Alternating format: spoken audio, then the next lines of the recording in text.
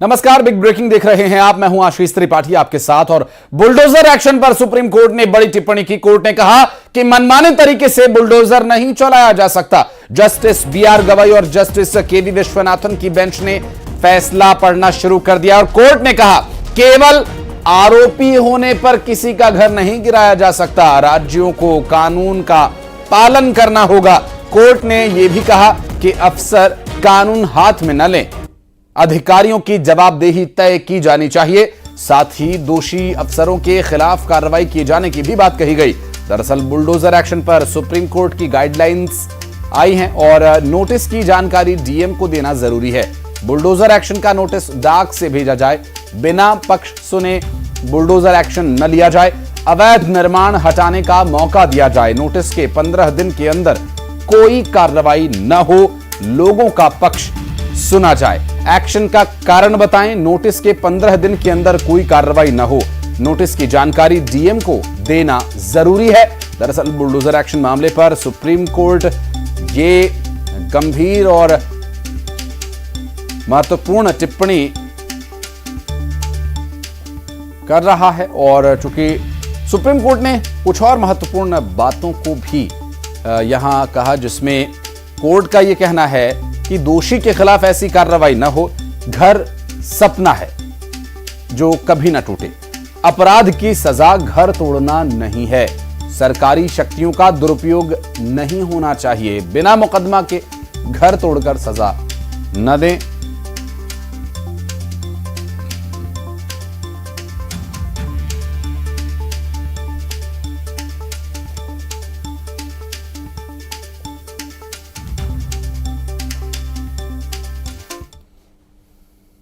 और अब आपको लिए चलते हैं कोटा राजस्थान, जहां पर मध्य प्रदेश के मुख्यमंत्री डॉक्टर मोहन यादव क्या कुछ कह रहे हैं, सुनवाते हैं आपको। जो पहला चुनाव लड़े और पहला चुनाव जैसे लड़े तो सीएम बने, दूसरा चुनाव लड़े तो सीएम बने विधायक वाला, तीसरा लड़े तो फिर विधायक बने, फिर विधायक बने, फिर सीएम बने। और अभी 3 बार जब भी एमपी लड़े तो जब भी लड़े सीधे प्रधानमंत्री बने, फिर प्रधानमंत्री बने, फिर प्रधानमंत्री। और जैसे उसने कहा कि राजनेताओं से ये सीखना चाहिए कि हार भी जाए तो क्या, हारने के बाद फिर अगला चुनाव जीते। वो डरता है क्या पुराना हार गया, आप नहीं लड़ूंगा, आप नहीं लड़ूंगा, कोई ऐसा कहता मिला आपको क्या?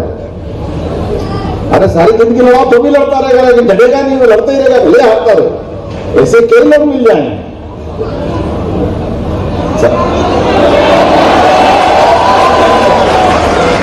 मुझे समझ नहीं पाया तुमने काहे के लिए आवाज लगाई, लेकिन मैं आपको इसलिए नहीं कह रहा हूं कि आप हमेशा हारते रहो। मेरा ये कहना है कि अंदर की हमारी इच्छा शक्ति जब मजबूत होती है तो हमारे द्वारा ऐसे सभी चुनौती के काम, मैं मेरी जिंदगी के 2-3 छोटे-छोटे उदाहरण देके बात खत्म करूंगा, ज्यादा लंबे नहीं है। मैं फर्स्ट ईयर में साइंस कॉलेज में जॉइंट सेक्रेटरी का चुनाव लड़ा, हायर सेकेंडरी के बाद। उस समय पीएमपी होती थी, मैं जॉइंट सेक्रेटरी बन गया, 16 साल की उम्र में साइंस कॉलेज में। पहले मेरे 10-20 साल तक परिषद जीती नहीं थी, हमारे आने के बाद जीत गई। तो अब हमने कहा जैसे ही हमने पीएमपी सिलेक्शन और इंदौर मेडिकल कॉलेज में एडमिशन ले लिया। तो हमारे यहाँ के लोग बोले कर तुम कहाँ जा रहे हो, सब मैं तो जा रहा हूँ डॉक्टर बनने। डॉक्टर बनोगे लेकिन वहाँ चुनाव नहीं होते हैं, यहाँ वो चुनाव लड़ो, बीएससी में अपन सेकेंडरी प्रेसिडेंट बनाएंगे। हमारे यहाँ तो लगातार परिषद के चुनाव लड़ना है, तुम कहाँ जा रहे हो चक्कर में। और मैं भी ऐसा बोला था कि डॉक्टरी छोड़ के चुनाव लड़ना है, चलो उधर चलते हैं। तो मैं चुनाव लड़ा, सेकेंडरी में प्रेसिडेंट बना, यूनिवर्सिटी प्रेसिडेंट बना, वो अपनी जगह। लेकिन मैं इसलिए ये बात कह रहा हूं कि जीवन के जिस भी मार्ग से चलो वहां सफलता आपका इंतजार कर रही है, इसमें कोई शंका नहीं है, ये विश्वास हमको रखना चाहिए।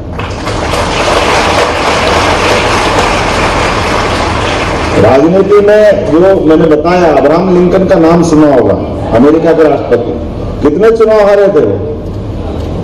उन्हें जब भी चुनाव लड़े, जो भी चुनाव लड़े, हर एक चुनाव हारते गए, हारते गए, हारते गए, 13 चुनाव हारे हुए।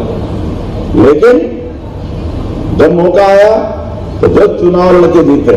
तो आज भी याद रखते हैं कि वो गरीब परिवार से निकले थे, बहुत कठिनाई के बाद निकले थे, लेकिन राजनेता हो तो वो हो। ऐसे ही हमारे बीच में बहुत मौके आते, तो आप सबसे निवेदन करना चाहता हूं अपने और अब बढ़ते हैं आगे। आपको बता दें कि एक ऐसी कहानी जहां बीवी नहीं पसंद तो कर दिया मर्डर। आखिर कत्ल किसका हुआ, इस इंतकाम के बारे में आप सुनेंगे तो आप भी हैरान रह जाएंगे। सिर्फ एक शहर नहीं बल्कि दूसरे शहर में भी रिश्तों का बदलापुर दहला देगा।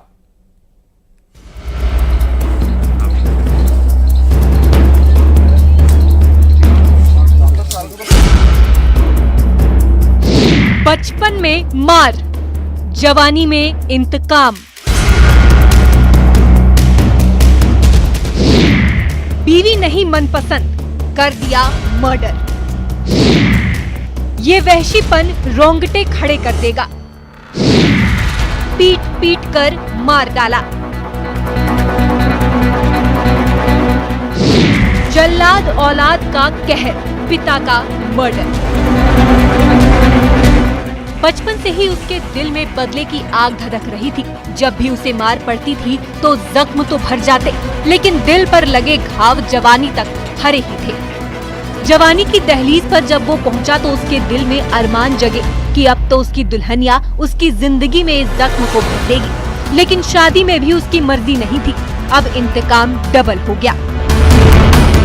इस इंतकाम का कनेक्शन इस मर्डर मिस्ट्री से है। छतरपुर में गढ़ी मल्हारा कस्बे के काली माई मोहल्ला इलाके में एक बुजुर्ग शख्स की लाश मिली थी। हत्यारे ने लाश को इस जगह पर फेंक दिया, लेकिन वो हत्यारा पुलिस के गिरफ्त में आ गया। अभी जो समझ में आया है, पारिवारिक उनका आपस में विद्वेष था, जिसमें प्राथमिक तौर पे ये तथ्य सामने आए हैं कि पिता उसको बचपन में मारा करता था या उसके मर्जी से उसकी शादी नहीं कराई थी। इस कारण से और भी अन्य कारण जो आपसी विद्वेष के रहे, उसके कारण से घटना को अंजाम दिया। आखिर कत्ल करने वाला कातिल कौन है और इस मर्डर का मैरिज से क्या लेना देना? इतनी बेरहमी से हत्या क्यों की गई? तो बदलापुर में वहशीपन किसी और ने नहीं बल्कि बुजुर्ग के बेटे ने ही किया है। गढ़ी मल्हारा थाना पुलिस इस मामले की तफ्तीश कर रही थी। कातिल पहले भी हत्या कर चुका है। 20 साल की सजा काटकर बाहर आया था। गढ़ी मल्हारा थाना क्षेत्र में एक घटना हुई है जहां एक व्यक्ति ने अपने पिता की बेत से मार के हत्या की है। इस प्रकरण में तुरंत ही हमारी टीम और एफएसएल की टीम मौके पर पहुंची थी। मर्ग कायम करके उसमें एफआईआर पंजीबद्ध की गई है और आरोपी को अरेस्ट भी कर लिया गया है। आरोपी का पूर्व में भी रिकॉर्ड है, उस पर 3 अपराध पूर्व से भी पंजीबद्ध। बेटे के दिल में नफरत इस कदर थी कि जब हत्या के जुर्म में सजा काट कर आया तो उसे इस बात की भी तकलीफ थी कि उसके पिता ने जमानत क्यों नहीं कराई। और ये सारी बातें रिश्तों का कत्ल कर गई। रिश्तों के कत्ल की कहानी नंबर 2। पोते की हैवानियत, दादा का मर्डर। यहाँ भी कहानी इंतकाम की थी। कांकेर में इस हत्यारे ने कहा था वो कत्ल करके रहेगा। कत्ल का ऐलान, फिर कत्ल। इंतकाम किसी और से नहीं बल्कि अपने दादा से था। ऐसी नफरत कि दादा को ही मौत की नींद सुला दिया। आरोपी सुरेश ने अपने ही बुजुर्ग दादा सन्नू राम की डंडे से वार करके हत्या कर दी। वजह थी जमीन का एक टुकड़ा। जमीन विवाद में दादा को खामोश कर दिया। लोगों को पूछताछ किया गया, परिवार वालों को पूछताछ किया गया, जिसमें यह बात खुलकर सामने आई कि जो मृतक है उसका पोता, जिसका नाम सुरेश कुमार विके है, उसके और मृतक के बीच में जमीन का विवाद को लेकर दीपावली में के समय पे विवाद हुआ था, जिसमें ग्राम में मीटिंग भी हुई थी। इसके बाद दोनों के बीच में अनबन थी। छतरपुर और कांकेर में ये बदलापुर थर्राने वाला है। छतरपुर में नरेंद्र सिंह परमार और कांकेर में खेम नारायण शर्मा के साथ bureau report, news 18, Madhya Pradesh, Chhattisgarh. और अब कत्ल का ये खुलासा होश उड़ा देगा। अगर आपको कोई अनजान शख्स मिले और खुद को दूर का रिश्तेदार बताए तो पहले तस्दीक कर लीजिएगा, क्योंकि इसी तरह से हत्यारे ने चली थी कत्ल की वो चाल।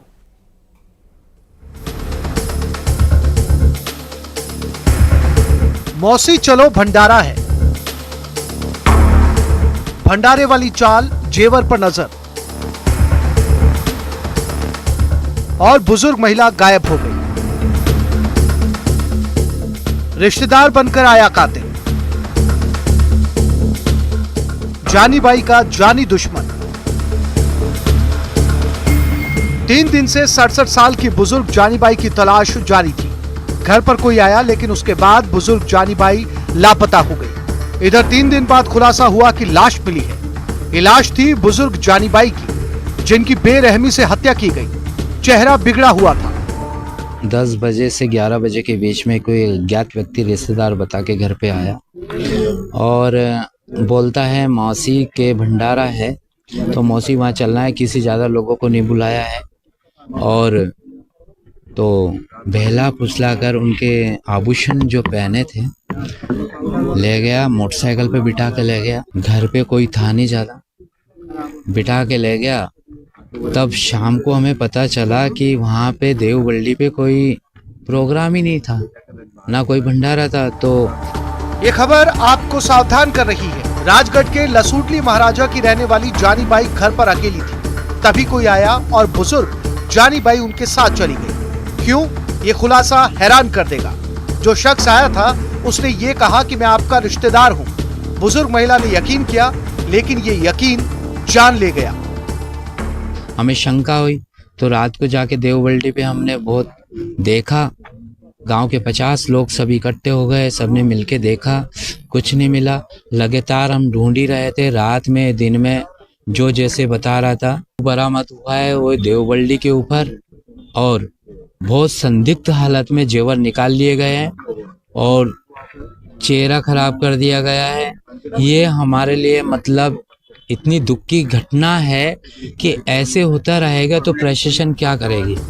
पुलिस की टीम जांच कर रही थी, तभी आरोपी संदीप का सुराग हाथ लगा, जो वारदात वाले दिन देवबडली के जंगल में बुजुर्ग महिला को ले गया। जेवर लूटने की कोशिश थी। महिला ने विरोध किया, पत्थर से वार करके बुजुर्ग महिला को खामोश कर दिया। मलावर थाना अंतर्गत जो धुड़ला गांव है, वहाँ जानी बाई की बॉडी मिली है। जानी बाई 8 तारीख को अपने किसी परिजन के कहने पर धुड़ला में भंडारा में शामिल होने गई थी। उसके बाद से उनकी तलाश की जा रही है परिजनों द्वारा और पुलिस द्वारा। आज सर्चिंग में उनकी बॉडी मिली है। मौके पर से बॉडी को मर्चुरी लाया गया है। FSL वाले, फिंगरप्रिंट, डॉग स्क्वाड और फ्लूइड एक्सपर्ट्स सभी को बुलाया गया है। सारी जांच पड़ताल इस बात की हो रही है कि घटनाक्रम क्या है, कैसे हुआ है। तो हम लोग पूरे तरह से इसमें सतर्क हैं। ऐसे किसी भी अनजान शख्स पर यकीन ना करें। ये भरोसे के कातिल हैं, जो इस बात की फिराक में रहते हैं कि कब शिकार उनके जाल में फंसेगा। जेवर की लालच में इंसानियत का कत्ल किया गया। राजगढ़ में राहुल विजय के साथ bureau report, news 18 Madhya Pradesh, Chhattisgarh. डकैती का गुब्बारा कनेक्शन, 13 बदमाश आपको दिखाते हैं लाइव। इस गैंग ने कारोबारी के घर धावा बोला था। कैसे खुला डकैती गैंग का राज, आइए दिखाते हैं इस रिपोर्ट में। 13 बदमाश, गुब्बारे और डकैती। 500 सीसीटीवी में कैद राज। मेले में गैंग की दस्तक। नकाबपोश गैंग की दहशत लाइव। व्यापारी के घर बदमाशों का धावा। पारधी गैंग से सावधान। लाइव देखिए, दहशत दबे पांव कैसे दस्तक देती है। नकाबपोश बदमाश, जिनके पास हथियार के नाम पर थी लाठी, एक एक कर ऐसे सीढ़ियों से दाखिल हुए। इनके टारगेट पर था कारोबारी का परिवार। तारीख थी 13 नवंबर की रात। इस गैंग ने बुरहानपुर के नेपानगर में सीमेंट कारोबारी के घर धावा बोला था, जिसका सुराग तलाशने के लिए पुलिस की टीम ने 500 सीसीटीवी फुटेज खंगाले। तब कहानी सामने आई, गुब्बारे ले लो गुब्बारे। आखिर डकैत गैंग का गुब्बारे से क्या कनेक्शन है? इसमें मूल रूप से जो रायसेन के पास में गुलगांव है, थाना सांची के अंतर्गत वहाँ के पारदी मोंगिया गैंग मुख्य रूप से किया है। इन लोगों ने मेले या अन्य जगह पे गुब्बारे या इस तरह की चीज़ों के दौरान मेले में आते हैं, उस दौरान इन्होंने रेकी की। गुब्बारा गैंग नहीं है बल्कि रायसेन जिले की पारधी गैंग का कहर था जो व्यापारी के परिवार पर टूटा। परिवार पर हमला किया गया और डाका डालकर गैंग फरार हो गई। सीसीटीवी से तार जुड़े रायसेन के गुल गांव की रहने वाली पारधी गैंग जो मेले में जाकर गुब्बारे बेचकर रेकी करती है। रेकी के बाद प्लान बना था डकैती का। नगर के अंदर 3 तारीख को एक डकैती की घटना हुई थी रौनक जैन जी के यहाँ पर। उस घटनाक्रम में पुलिस ने बड़े टीम वर्क के साथ में काम किया है। हमारी साइबर की टीम और ग्राउंड में सीसीटीवी फुटेज 500 से अधिक फुटेजेस को हम लगातार खंगालते रहे हैं।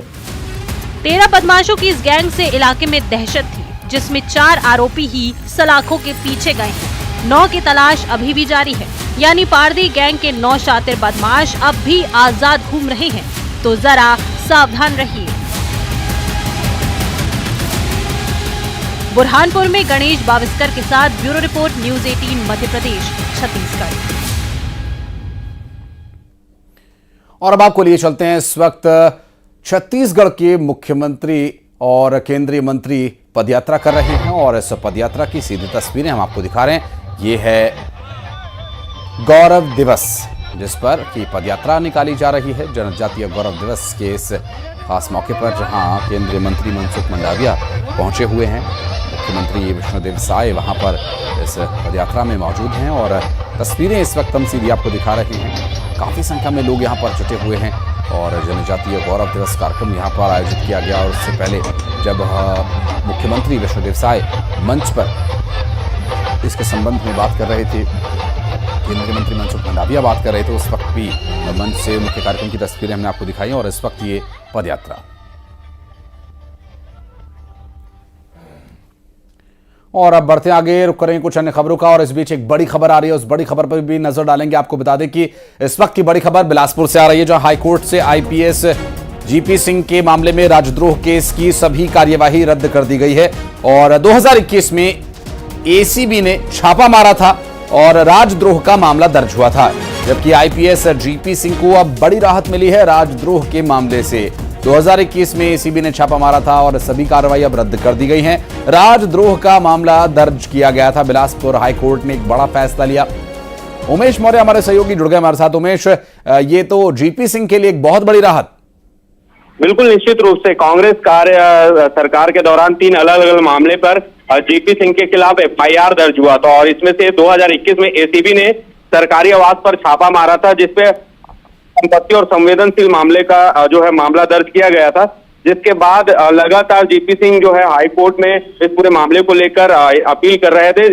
अब इसके बाद उनके खिलाफ जो है राजद्रोह का मामला भी दर्ज हुआ था। अब चूंकि इस पूरे मामले पर हाई कोर्ट ने फैसला लिया है कि जीपी सिंह के जितने भी मामले थे उनको पूरी तरीके से खारिज कर दिया है, तो कहा जा सकता है कि जीपी सिंह के लिए एक बड़ी राहत जो है वो मिली है। जी, लेकिन अभी चूंकि इस तरह के मामले के बारे में क्या उन्हें पूरी तरह से बरी कर दिया गया इससे, चूंकि जो राजद्रोह का मामला है वो बहुत ही गंभीर धाराओं के तहत आता है और सभी कार्रवाई फिलहाल रद्द की गई हैं, तो क्या अब आगे इसमें कोई संभावना रह गई है?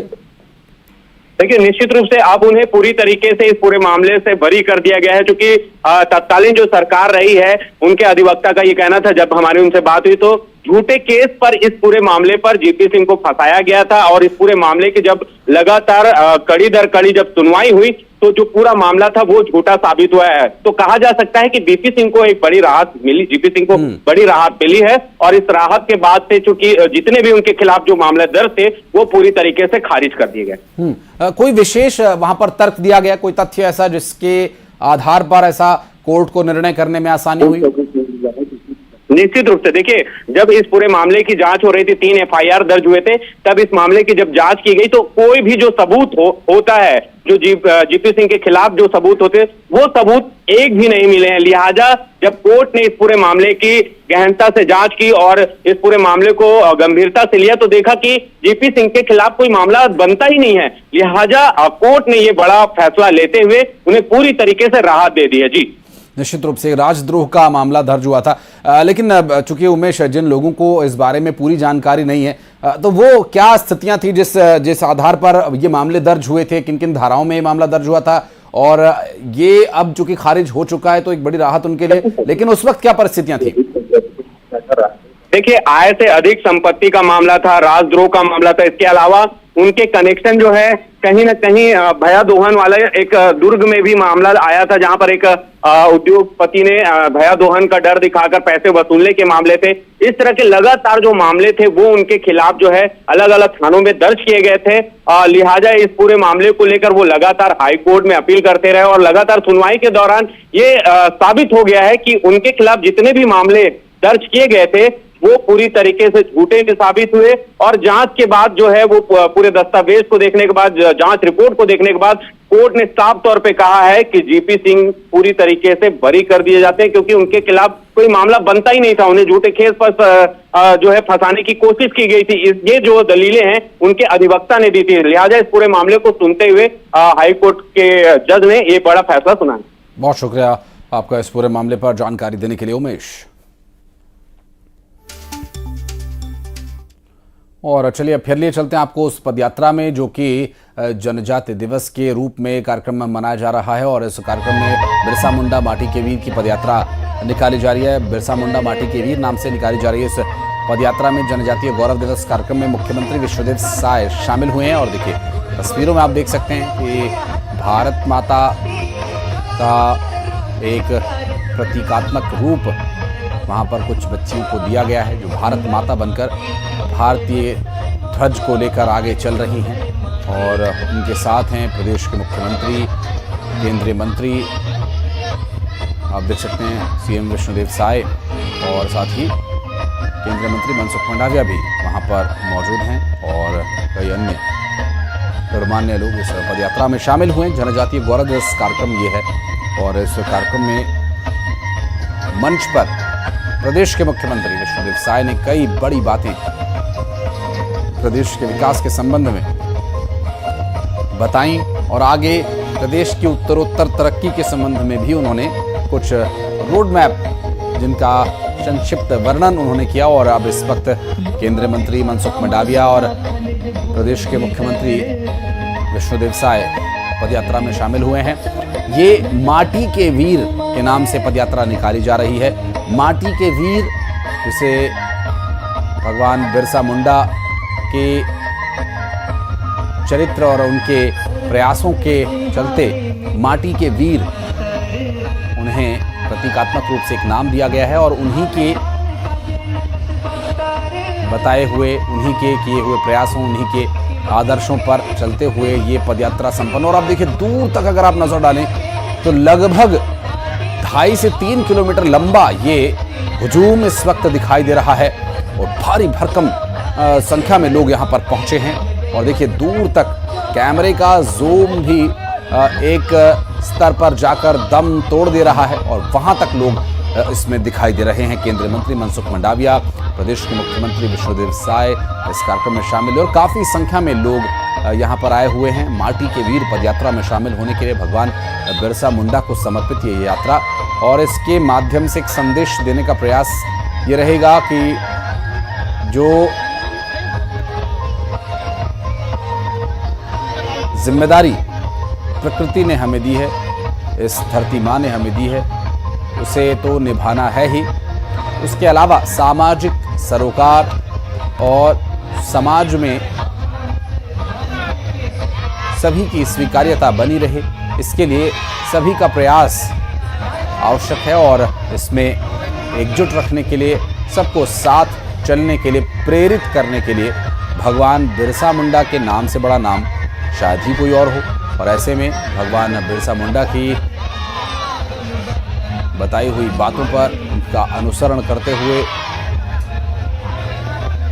और उन्हें नमन करते हुए, उन्हें याद करते हुए ये गौरव दिवस, जनजातीय गौरव दिवस की माटी के वीर नाम से पदयात्रा निकाली जा रही है।